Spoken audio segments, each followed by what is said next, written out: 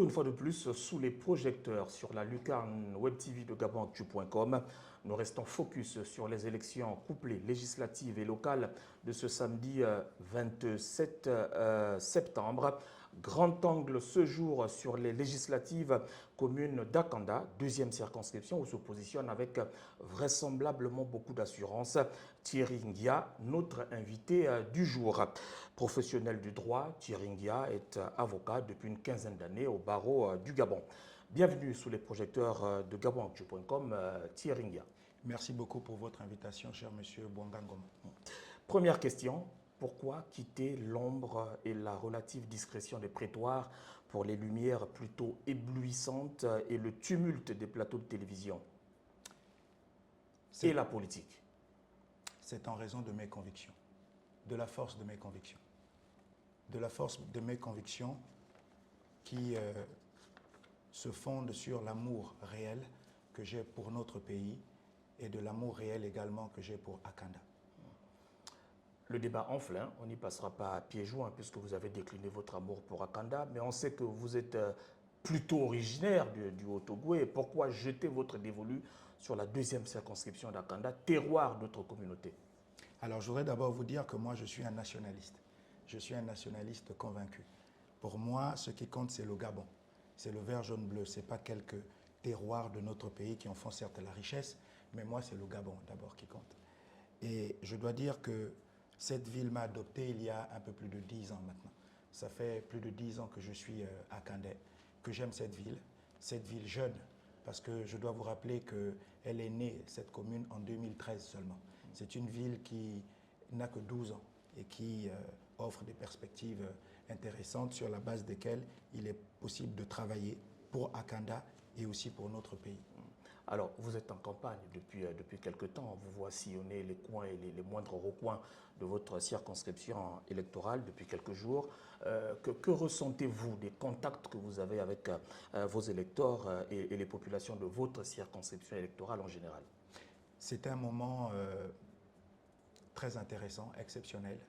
C'est des rencontres chaleureuses qui sont empreintes de beaucoup d'ouverture. Les Akandais ont soif de parole. Ils parlent de leurs problèmes, mais ils sont aussi attentifs au message que je leur porte, qui est un message qui répond à bon nombre de leurs préoccupations. Parce que je ne suis pas allé à leur rencontre maintenant. Depuis les mois de janvier et février de cette année, j'avais pris le soin d'aller à la rencontre des Akandais, des chefs de quartier, des responsables d'associations aussi, d'Akandais et d'Akandaises tout simplement. Et c'est à l'issue de ce travail que je reviens maintenant vers eux avec un programme, effectivement, un programme pour agir pour le Gabon et agir aussi pour Akanda. Nous reviendrons plus largement sur votre programme. Justement, quelles sont les préoccupations que vous avez relevées de tous les contacts que vous avez? Les préoccupations sont nombreuses, mais les plus saillantes, à mon avis, sont les suivantes. Les Akandais et dans une large mesure nos compatriotes, les Gabonais, ont besoin de réponses sur les questions qui relèvent de la santé, des questions qui relèvent du social, des questions qui relèvent de l'avenir de leurs enfants, des questions qui relèvent de leur sécurité. C'est de cela essentiellement dont il est question. On a l'impression que Akanda, c'est une ville qui se développe plutôt bien, de façon harmonieuse, hein, à considérer toutes les infrastructures qui sont en train d'être faites ici et là. C'est l'impression que ça peut donner, effectivement. Akanda, ville qui souffre de certains clichés, en réalité, qui ne correspondent pas véritablement à Akanda. Akanda, oui, c'est cette image qu'elle peut donner, et je forme le vœu que cette image davantage grandisse. Mais Akanda aussi, c'est des réalités qui sont comparables à celles d'autres villes. Akanda, c'est beaucoup de problèmes d'ordre social, c'est beaucoup de problèmes liés à la santé, c'est beaucoup de problèmes liés à l'insécurité, c'est beaucoup de problèmes de manque d'eau, c'est beaucoup de problèmes de manque de voirie municipale. Donc, il faut connaître Akanda pour pouvoir en parler avec sincérité et puis surtout pouvoir porter les souffrances et les demandes des Akandais afin de pouvoir les traduire au sein d'un conseil municipal, si on est porté par les Akandais comme conseiller municipal du 2e arrondissement, ou alors à l'Assemblée nationale avec les autres 144 députés, si les Akandais naturellement me font confiance. Alors, que propose Thierry Ngia pour Akanda et ses habitants? Pour Akanda et ses habitants, c'est l'ambition que je voudrais porter en qualité de conseiller municipal avec les 26 autres colistiers que comprend ma liste. Mais comme vous le savez, je suis également candidat pour la législative. Alors souhaitez-vous que je vous parle, moi, du projet que j'ai maintenant en tant qu'élu local ou du projet que j'entends porter en tant qu'élu national, c'est-à-dire député? Quel est votre choix? Les deux, puisque vous avez une double casquette. Très bien. Je voulais simplement que vous m'indiquiez par quel menu vous auriez voulu que je commence. Moi, je voudrais d'abord parler des enjeux nationaux, donc qui relèvent du député. Parce que le député, il est certes élu à Akanda ou ailleurs, mais il est le député. Il a un mandat national. Il a un mandat national, effectivement.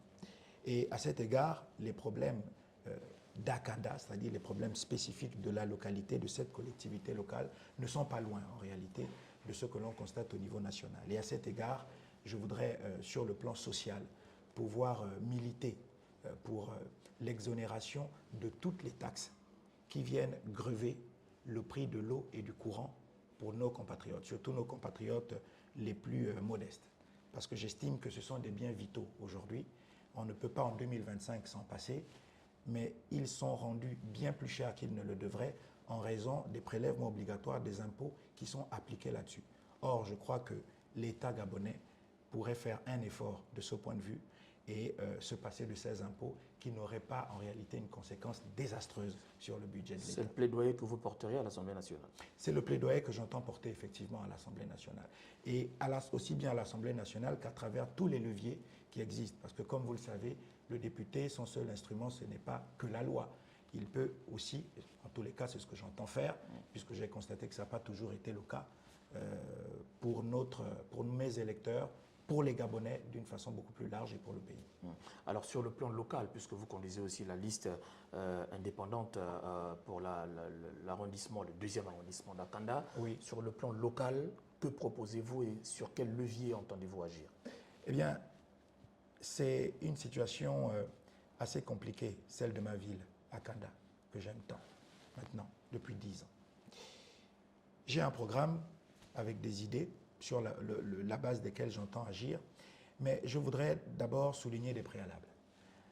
Akanda est une commune parce que personne n'en parle. Et il faut peut-être le rappeler aux Akandais, qui eux le savent. Akanda est une commune qui n'a pas de locaux. C'est-à-dire, c'est une ville, vous en avez tracé, vous avez parlé de clichés. Je vous disais que c'était des clichés. Nous sommes une ville dépourvue de locaux pour accueillir la mairie. Akanda loue les maisons des particuliers. La ville d'Akanda loue les maisons des particuliers. Moi, je pense que ce n'est pas normal. Près de 13 ans après la mise en place de la création de cette commune. C'est une situation absolument ubuesque qui ne doit pas se poursuivre. C'est le premier point. Et l'autre préalable, c'est que Akanda doit pouvoir penser à la dignité davantage humaine. La dignité humaine, c'est que je voudrais que ma commune, Akanda, le 2e arrondissement à tout le moins, puisse disposer d'un cimetière municipal. Il n'y en a pas. Donc, après vous avoir rappelé ces préalables, qui sont quand même essentiels, parce que c'est quand même assez amusant de trouver qu'une commune est locataire dans sa propre ville. Il faudrait pouvoir y mettre un terme et travailler à cela. Les problèmes sont les mêmes, cher M. Bouangangoma, du social. Il n'y a pas, dans mon arrondissement, le 2e, de halte garderie ou de crèche municipale ou de préscolaire municipal à Akanda. En tout cas, notre arrondissement. Alors, quand les gens qui ne sont pas d'Akanda passent en voiture, ils se disent qu'il y a tout ça. Pareillement, il n'y a pas de centre de soins municipaux. Il n'y a pas de centre de soins municipaux. Ce n'est pas normal pour appliquer les premiers soins dont on a besoin quand, par exemple, on est malade à 2 ou 3 heures du matin. Il y a de nombreux quartiers de mon arrondissement qui sont dépourvus d'eau. Il faut que la commune puisse s'investir dans la mise en place ou la construction, en tous les cas, de forages hydrauliques avec tout un système d'adduction pour pouvoir faire circuler l'eau, en attendant que l'État central, bien entendu, vienne nous aider sur ces aspects-là. Il y a également d'énormes problèmes de voirie municipale. Voilà autant de préoccupations qui sont celles des Akandaises et des Akandais auxquelles j'attends apporter une réponse. Monsieur Ndia, où trouverez-vous les moyens pour exécuter ce vaste et ambitieux programme? Alors, vaste, il ne l'est pas tant que ça. Ambitieux, je pense que toute raison gardée qu'il relève, à mon sens, du possible. Mais du possible, vous faites bien de le dire toutefois, avec des moyens à l'évidence faibles. C'est pourquoi il faudra procéder à des arbitrages au niveau de la ville. Parce que le budget de la ville, il est adopté par les conseillers municipaux et il y a des priorités. Effectivement, en une année, 2 années, 3 années, on ne pourra pas tout faire, mais je pense que les conseillers municipaux qui seront portés à ces fonctions-là par les Akandais feront les choix qui paraissent les plus importants et suivant la progressivité que cela induira. Mais moi, ma feuille de route, ce sera ce que je vous ai indiqué pour les mettre en priorité. Monsieur Ngia, Akanda et votre arrondissement sont-ils taillés pour être véritablement une commune de plein exercice? Est-ce que la commune et votre arrondissement génèrent suffisamment de moyens pour faire face à ces charges? C'est une question qui renvoie à ce que nous attendons tous, nous les Gabonais, c'est-à-dire les textes relatifs et la mise en œuvre relative à la décentralisation.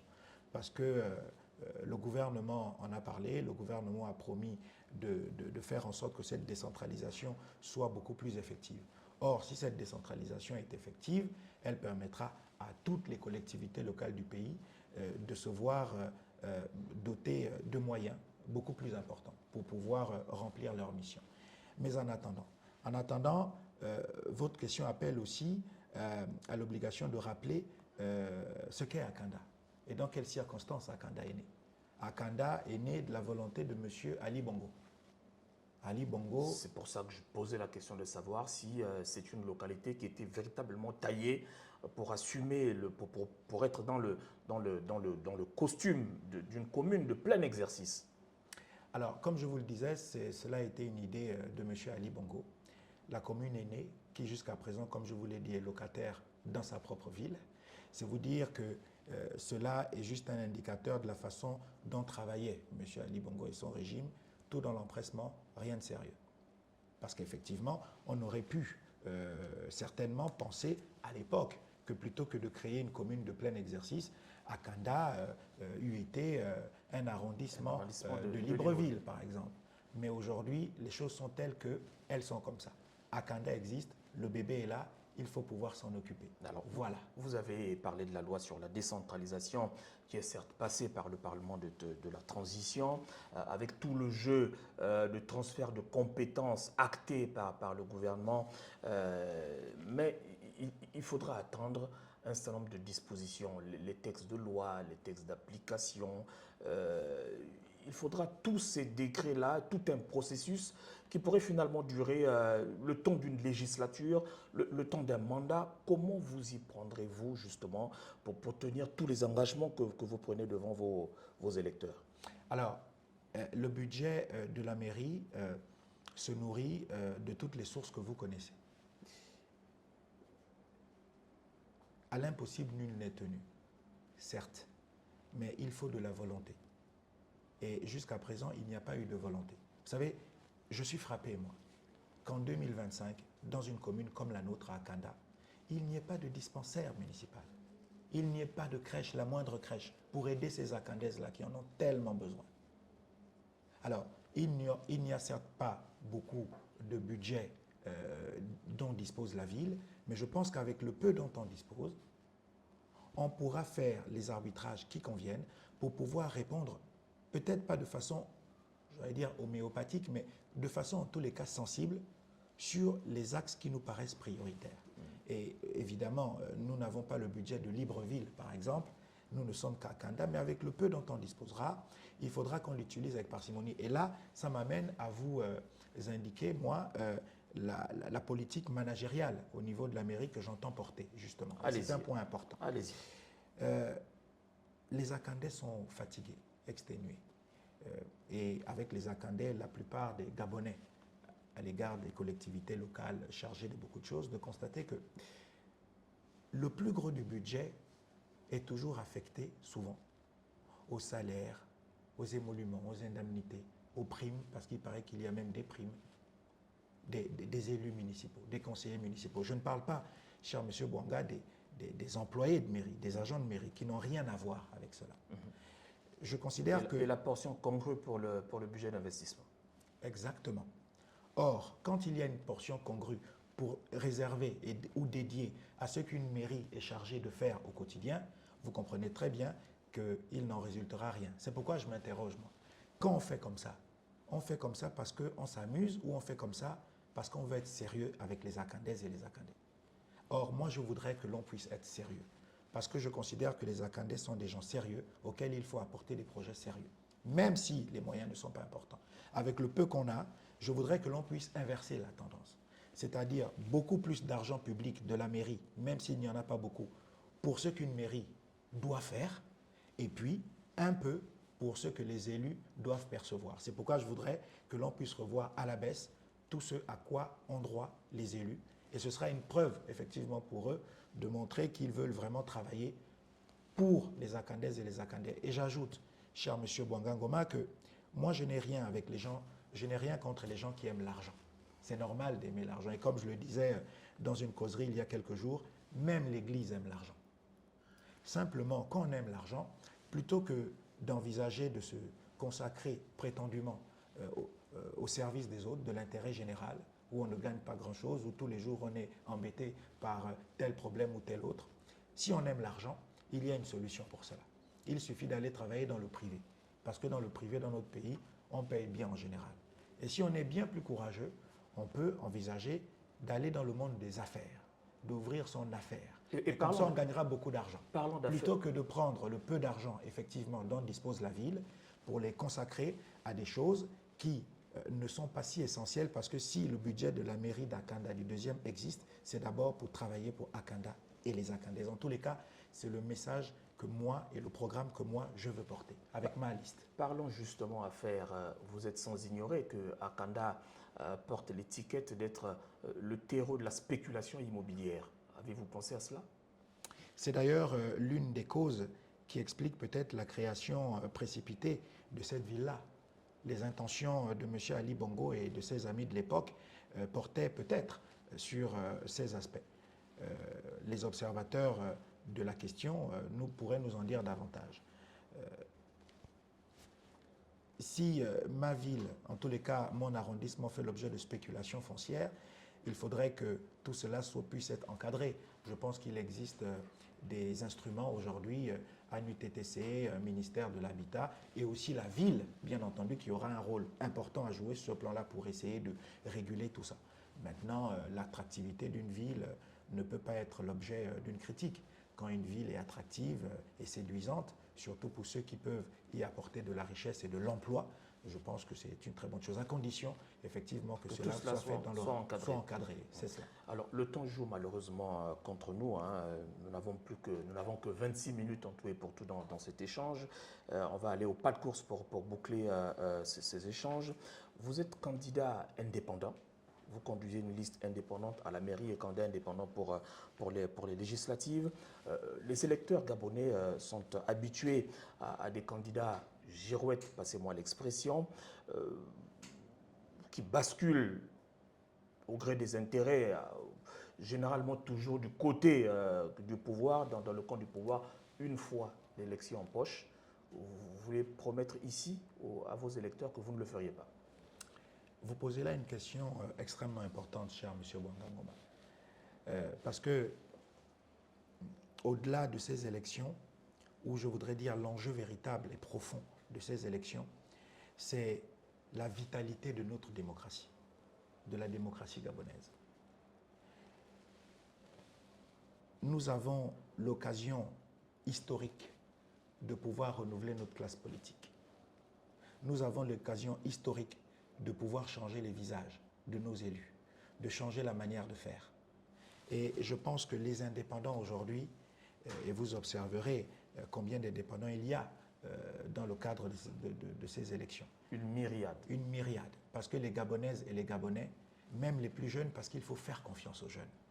Moi, j'ai 50 ans aujourd'hui, mais faites confiance, moi j'appelle les Gabonais à faire confiance à des gens, même des compatriotes plus jeunes que moi. Parce que quand ils viennent en indépendant, ils viennent avec le cœur et la conviction. Car en réalité, les partis politiques ont échoué dans notre pays. Les partis politiques ont échoué. Nous voulons un Parlement qui garantisse la vitalité de notre démocratie. Aujourd'hui, la Constitution de notre pays confère au président de la République, qui du reste a été confortablement élu, des pouvoirs sans précédent. Sans précédent. Tous ses prédécesseurs, à côté, n'ont pas eu autant de pouvoir. C'est vous dire que dans un contexte constitutionnel comme celui-là, où même le Parlement, les députés ne pourront même plus censurer le gouvernement, parce qu'il est à la fois président de la République et président du gouvernement. On devrait pouvoir avoir sa liberté de temps et d'expression. C'est vous dire d'abord déjà qu'il n'a pas besoin de soutien de parlementaires pour faire sa politique. Il n'a pas besoin de députés. Même s'il a créé un parti politique, il n'a pas besoin de députés pour ça. Il a besoin, pour la crédibilité et la vitalité de notre démocratie, d'avoir des Gabonaises et des Gabonais au Parlement qui puissent être des gens objectifs, qui disent oui, c'est bien et il faut accompagner sur ce point quand cela est bon pour l'intérêt général. Et puis qui disent non, mais pas un non comparable à celui d'un opposant qui ne propose rien d'autre que dire non. C'est-à-dire un non constructif. Parce que voilà comment on pourrait amender les choses, etc. Parce que l'intérêt, c'est le consensualisme et faire en sorte que notre pays et l'intérêt général l'emportent. Donc, il ne faut pas un Parlement et des députés qui renvoient à des godillots, comme on a toujours assisté dans notre pays. Des bénis oui-oui. Ce n'est pas bon pour notre démocratie. Et ce n'est pas bon pour le pays. Parce que si le président de la République peut tout faire avec des parlementaires qui ne soient pas suffisamment objectifs pour lui dire que là, c'est pas bon et là, c'est bon, ce n'est pas bon pour notre pays. Et même pour l'image de notre pays et pour l'image même du président de la République, ça donnerait l'impression que nous sommes dans un pays qui tendrait à une sorte de dictature, parce qu'il n'y aurait pas de contre-pouvoir. Or, il faut quand même un contre-pouvoir, mais un contre-pouvoir composé des gens animés par un esprit constructif et consensuel. Et j'entends, moi, m'inscrire dans cette ligne-là. Alors Thierry Nguia, on va parler de l'organisation des élections, puisque c'est dans quelques jours. Dans le Plignon, on se plaint un tout petit peu du fait qu'à ce jour, il n'y a pas encore de liste électorale définitive. Sur l'organisation en général, quel est le point de vue que vous portez? Cher monsieur Bouanga Ngoma, je suppose que quand vous dites que les Gabonais se plaignent un tout petit peu, c'est un euphémisme très aimable. Ils ne se plaignent pas qu'un tout petit peu.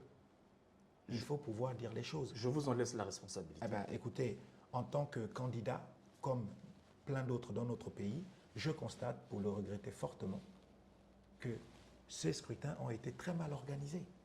N'ayons pas peur des mots.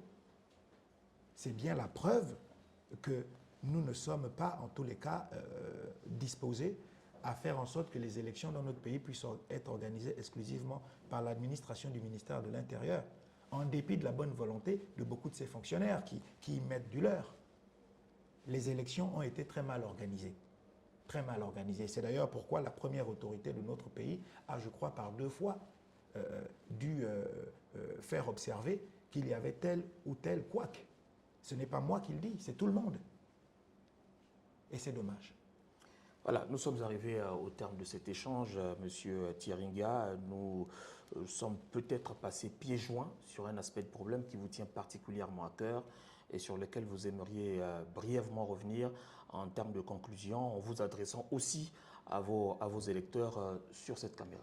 Eh bien, je vous remercie beaucoup, cher monsieur Bouanga Ngoma. Belle commune, jeune commune, qui est pleine de promesses.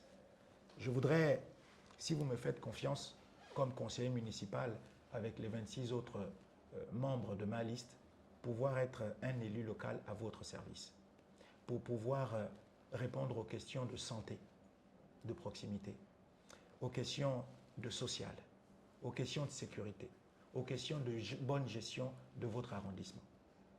Je veux agir pour vous. Je veux agir pour vous dans le cadre de la ville, mais je veux agir aussi pour vous si vous me faites confiance, au niveau de l'Assemblée nationale, comme votre député, le député du 2e siège, pour défendre le fait qu'il faut que les impôts disparaissent sur les biens qu'on utilise tous les jours, l'eau, le courant, et qui viennent alourdir nos factures SCG. Eh bien, agir aussi pour notre santé. Parce que moi, j'estime que les plateaux techniques, c'est-à-dire les instruments, les machines qu'on utilise dans nos hôpitaux, sont devenus obsolètes, ne répondent plus à la réalité de la technique médicale aujourd'hui et qu'il faut les moderniser. Parce que c'est quand même assez dommage qu'en 2025, on ait encore des gens qui laissent la vie à cause d'une crise cardiaque. Je ne parle pas de l'AVC, je parle de la crise cardiaque. Et je voudrais également vous dire que, toujours dans le plan de la santé, moi je veux militer pour que nous puissions avoir des structures, des hôpitaux qui traitent de la psychiatrie, c'est-à-dire de la santé mentale, des hôpitaux qui traitent de la gériatrie, gérontologie, c'est-à-dire la santé de nos seniors, de nos grands-pères, de nos grands-mères. Et puis je voudrais aussi que nous puissions penser à nos enfants, même s'ils ne sont pas électeurs. Penser à nos enfants par la création de 2 lycées. Un lycée professionnel agricole parce qu'il nous faut ça dans notre pays. Mais un lycée maritime aussi parce que nous avons 800 km de côte et nous n'en faisons rien. Et nos mamans sont les premières à se plaindre pour dire que le poisson est cher, la crevette est chère, le gambas est cher. Mais je voudrais aussi, si vous me faites confiance et si vous me portez comme député à l'Assemblée nationale, pouvoir militer pour votre sécurité. La sécurité dans nos quartiers, dans nos rues, 24 heures sur 24. Mais pouvoir mettre en place aussi pour la sécurité de nos enfants un fichier national qui va répertorier les délinquants qui posent des problèmes sur de la sexualité et les agressions sexuelles sur mineurs et la pédocriminalité. Parce qu'il faut protéger nos enfants. C'est cela que je veux porter, notamment comme projet. C'est pour cela que je vais agir si vous me faites confiance pour être votre député du 2e siège d'Akanda. Je compte sur vous le 27 septembre prochain et je vous remercie. Tout a été dit, vous n'avez rien oublié, Monsieur Thierry Ngia. Vous étiez notre invité dans le cadre de ce numéro de Sous les projecteurs sur la lucarne web TV de GabonActu.com. Merci de nous rester fidèles. On se retrouve très vite dans le cadre d'un autre numéro de Sous les projecteurs. À bientôt.